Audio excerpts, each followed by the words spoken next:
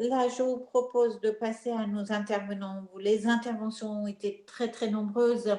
Euh, pour que vous réagissiez, moi, j'ai repéré plusieurs choses. D'abord, l'Amazon n'est pas une entreprise comme les autres. Quand on voit l'empreinte environnementale, l'organisation de travail, les problèmes de fiscalité, de TVA, etc., qui ont été abordés. Donc, ce n'est pas une entreprise comme les autres.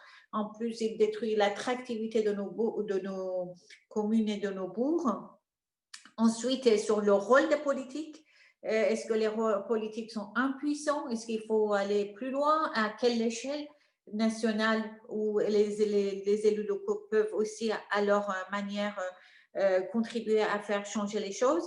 Et les consommateurs, qui sont aussi les citoyens, et alors où est leur responsabilité et comment il faut faire pour qu'il y ait une prise de conscience? Et voilà, il y a plein de questions. Je vous laisse intervenir assez rapidement sur ces sujets-là. Je commence par Olivier. Merci beaucoup pour la qualité du débat et les très nombreuses questions qui se sont posées. Moi, je commencerai par la question de la régulation. Sur la régulation, l'échelle la plus appropriée aujourd'hui, elle est internationale. C'est au niveau européen, c'est dans le cadre des instances internationales comme l'OMC qu'un certain nombre de discussions doivent avoir lieu sur le poids aujourd'hui de toutes ces marketplaces et de ces sites marchands qui sont en train de dévorer le commerce traditionnel partout dans le monde. Il n'y a pas qu'en France que ça se produit. Je rappelais les chiffres tout à l'heure. Et il faut que l'Union européenne se saisisse du sujet avec un peu plus de vigueur qu'aujourd'hui pour engager des discussions avec les États-Unis ou la Chine sur la façon dont on peut organiser en tout cas la croissance de ces entreprises, maîtriser leur développement et faire en sorte que ça ne détruise pas de façon inéluctable le commerce traditionnel. Et ça, c'est un vrai sujet parce que les GAFAM, elles sont quand même très puissantes et elles ont une capacité aujourd'hui à anticiper, y compris sur des décisions politiques. Et moi, je voudrais insister sur un point, c'est que la plupart de ces plateformes, elles sont en train de se doter d'énormes ressources d'intelligence artificielle pour faire en sorte que demain, le consommateur, la propriété des données dont elle dispose, au travers parfois d'abonnements, comme aujourd'hui Amazon Prime existe, mais il y en a d'autres, eh bien, peut faire en sorte que, à tout moment, elle peut proposer des promotions qui peuvent induire le consommateur à l'achat, à l'acte d'achat. La deuxième chose sur laquelle je voulais insister, c'est qu'il y a un enjeu qui est très important, qui est un enjeu sociétal.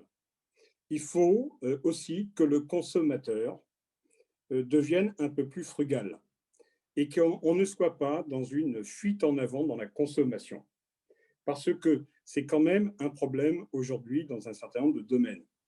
Je parlerai simplement de l'électronique.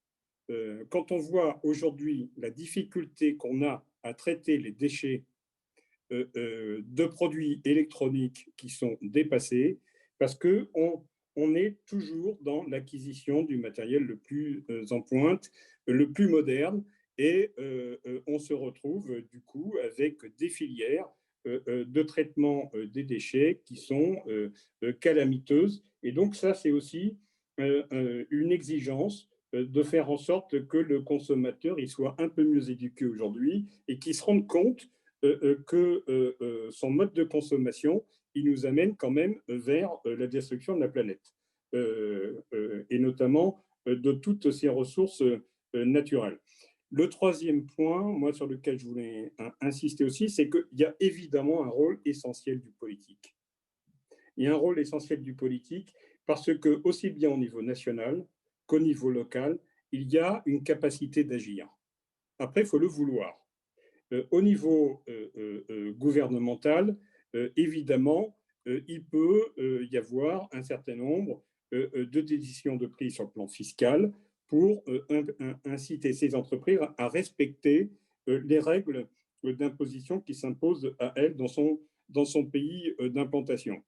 Et puis, il y a une responsabilité locale des élus aussi de veiller à une organisation de leur ville, de leur aménagement commercial qui soit un peu plus réfléchi. Moi, il y a quelques jours, j'avais une discussion avec Jean Viard sur l'aménagement des centres-villes, parce que c'est un sujet récurrent. Quand on a effectivement pratiquement 60% de la population française qui vit hors des zones urbaines denses, eh bien, on se retrouve avec évidemment l'implantation de zones d'activité commerciale en périphérie, parce que c'est le seul moyen pour les gens d'aller pouvoir acheter leurs denrées alimentaires, d'aller faire leurs courses et d'avoir accès à des commerces qui sont trop loin parfois quand il s'agit d'aller dans des villes moyennes ou dans un certain nombre de grandes villes. Et donc, c'est cette conception même de la ville qui aujourd'hui doit être repensée. Si on veut véritablement faire en sorte que les cœurs de bourg, les cœurs de ville, qu'elles soient dans le programme Petite Ville de demain, Action Cœur de Ville ou dans les grandes villes, eh bien, faire en sorte que ces villes-là permettent non pas d'avoir un accès du quart d'heure, parce que ça, c'est une utopie de certains géographes, mais faire en sorte que, au moins, il y ait une réflexion sur la façon dont les gens, aujourd'hui, produisent leurs actes de consommation et faire en sorte que cette réflexion plus globale qui va sur le logement, sur la culture, sur les déplacements, sur la piétonisation ou pas du cœur de ville, son attractivité, etc., etc., tout ça, ça fasse l'objet d'une réflexion globale et ça peut avoir des traductions dans les actes d'urbanisme, dans tous les documents de planification. Ça, il faut y travailler. C'est un sujet qui est fondamental et c'est comme ça qu'on réussira probablement à renforcer l'attractivité de nos villes, de nos commerçants, de proximité, et puis avec une empreinte de la grande distribution qui sera beaucoup plus limitée, parce que c'est elle aujourd'hui, malgré tout, qui demeure surpuissante dans notre pays quand il s'agit de parler de grande distribution et de commerce. Voilà. Moi, je voulais insister là-dessus parce que je pense que c'est ça les enjeux de demain. Merci Olivier. Le mot de la fin, nous pouvons agir, nous pouvons changer à condition de le vouloir, mais à condition d'avoir surtout une vision pour notre avenir. Florent, pour conclure. Je ne veux pas être long parce que nous arrivons presque à l'échéance. D'abord, je voudrais dire, mon propos n'est pas de défendre Amazon. Absolument pas. Mon propos, c'est que dans tout procès que l'on mène, il faut que le procès soit équilibré et que les reproches qui sont faits à Amazon sont tous fondés, tous, mais ils sont tous atteints de cécité parce que nous ne mettons pas la même énergie à dénoncer les mêmes pratiques dans d'autres secteurs. J'en prendrai quelques-uns et je serai très court. On parle par exemple du taux de commission qui est pratiqué sur les commerces, plus de 24%. C'est le même que beaucoup de plateformes qui sont montées au niveau local. Et c'est pire encore dans le système de la grande distribution qui a écrasé les prix, écrasé les producteurs, normaliser les modes de production et imposer un modèle agricole qui n'était pas celui qu'on voulait défendre. Et aujourd'hui, en fait, on est juste en train d'essayer de dire qu'Amazon est inique de ce point de vue-là, sur l'empreinte écologique, sur l'empreinte fiscale, etc. Je maintiens. Ce que nous combattons aujourd'hui, c'est une position de monopole d'Amazon et d'abus de force, en quelque sorte. Mais ce qu'Amazon met en œuvre, d'autres entreprises le mettent en œuvre sur notre territoire national et pas forcément sur le secteur du e-commerce. Donc, encore une fois, je n'ai pas de problème là-dessus, il faut remédier à ces difficultés-là. Mais Amazon n'est pas la source de tous les maux. On l'appliquera à d'autres secteurs. Et c'est ce que j'évoquais tout à l'heure sur les effets de bord. Donc, il faut lutter, à mon sens, avec les bonnes armes pour répondre aux bons mots. Donc, Amazon, pour moi, de ce point de vue-là, c'est une entreprise en position dominante qui se comporte comme une entreprise en position dominante et qui, malheureusement, cumule les travers de beaucoup d'entreprises. Donc, je dirais, c'est une entreprise comme les autres, mais une entreprise force. Et je serais peiné, si vous voulez, que la gauche finisse par, pour combattre Amazon, prendre le discours du principe de concurrence libre et non faussée. Parce que je crois que nous nous sommes opposés à ce principe de concurrence libre et non faussée. Nous sommes justement pour une régulation de l'économie. Donc, ne prenons pas les arguments du libéralisme pour combattre le libéralisme. Sur le rôle des élus, bien évidemment, je ne peux pas, là encore, je préfère, mais je le redis, il faut que nos coûts portent aux bons endroits.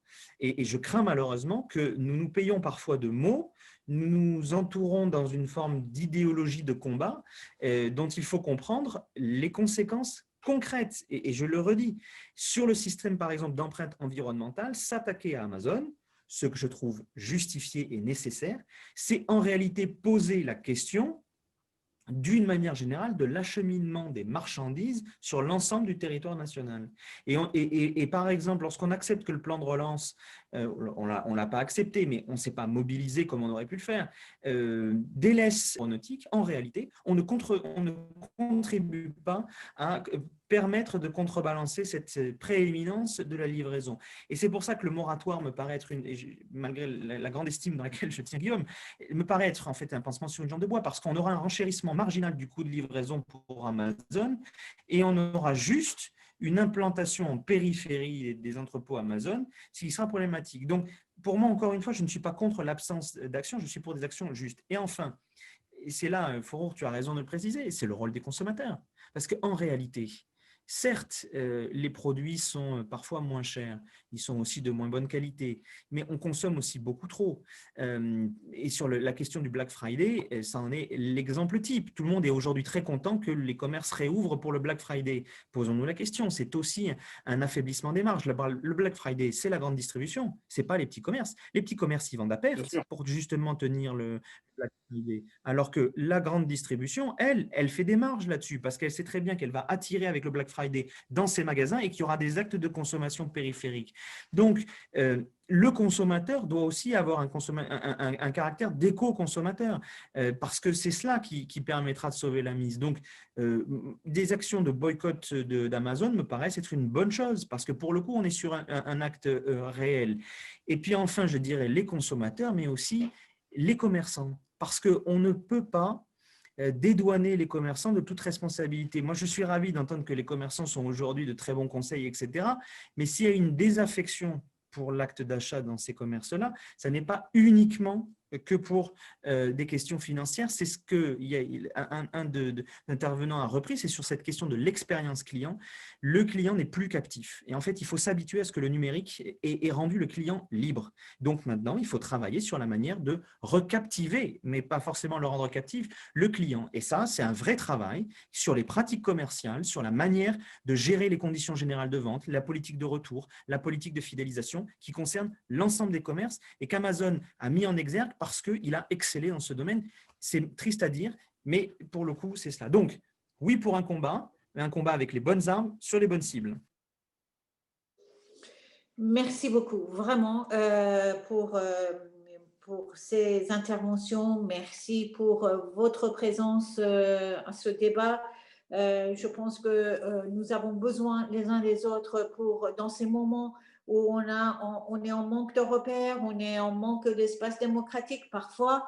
Donc, de se retrouver, d'essayer d'avoir un débat apaisé, d'avoir tous les points de vue sans les préjugés. Ce qu'il vient de dire Florent, c'est plus nuancé, c'est plus équilibré, mais c'est très juste aussi, comme les autres, comme toutes les interventions. Et c'est notre rôle après de trouver les arguments pour convaincre, parce qu'après tout, si on n'arrive pas à convaincre nos concitoyens, on n'arrive pas non plus à faire avancer les choses.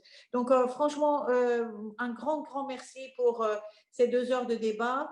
Je remercie beaucoup les associations qui sont là, les partenaires de gauche et tous les citoyens et évidemment les militants du Parti socialiste.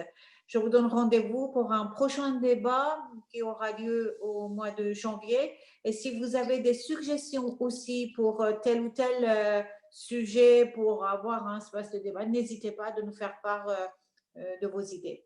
Merci, je vous souhaite un excellent week-end.